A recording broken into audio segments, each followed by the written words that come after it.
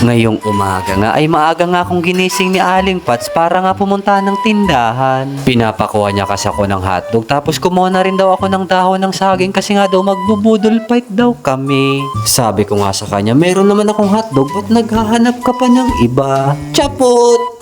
Kumuha na nga ako ng 2 jumbo hotdog kasi nga gusto daw ni Aling Pats ng meron pang cheese. Lumabas na nga ako ng tindahan. Nakita ko nga yung saging dito. Tsinay ko nga kung merong may-ari nito. Nang makita ko nga wala yung may-ari, ay nagpaalam na nga din ako sa puno at kumuha na ako ng palhim. Chapot! Pagkatapos ko nga mainit yung dahon ng saging, ay kinuha ko na nga yung hotdog at siya nga pala guys, umuwi na nga pala ako. At dahil nga tipid lang yung budol fight namin ngayon, ay yung mga ulam lang na niluluto lagi sa probinsya yung nasa menu namin. Hinugasan na nga ni Aling Pats yung kamatis at talong na fresh kagaya ko. Chapot! Siya nga pala mga guys, share ko lang sa inyo, hindi nga pala kumakain ng talong si Aling Pats. Di raw kasi masarap yung lasa ng talong kasi malaway daw, pero pagdating sa talong ko, sobrang sarap daw nito. Chapot! Sabi ko nga sa kanya, ay hiwain na lang sa 2 yung talong at prituhin na lang ito. Sobrang gusto ko nga sa pritong talong ay yung sobrang toasted. Tapos yung sausawan na gusto ko nito ay yung toyo na may kalamansi tapos nalagyan mo pa ng siling labuyo. At sunod niya nga hiniwa yung kamatis na gagamitin niya sa pagluluto sa scrambled egg. Hiniwa-hiwa niya na nga yung hotdog para daw mas maganda pagkaluto nito. Sobrang daming ang klase ng hotdog pero ang paborito nga ni Aling Pats ay itong cheese dog. At siya nga pala mga guys, naglaga nga din pala kami ng itlog para sa aming budol fight. Habang yung 2 piraso nga ay ginamit ni Aling Pats para sa lulutuin niyang scrambled egg. Alam niyo ba guys, sobrang hilig talaga ni Aling Pats sa itlog, lalo na yung brown egg. Chapot! At eto nga mga guys, magsisimula na kami magluto ng mga ulam para sa aming budol fight gamit itong used oil na ginamit na namin ng 100 beses. Chapot!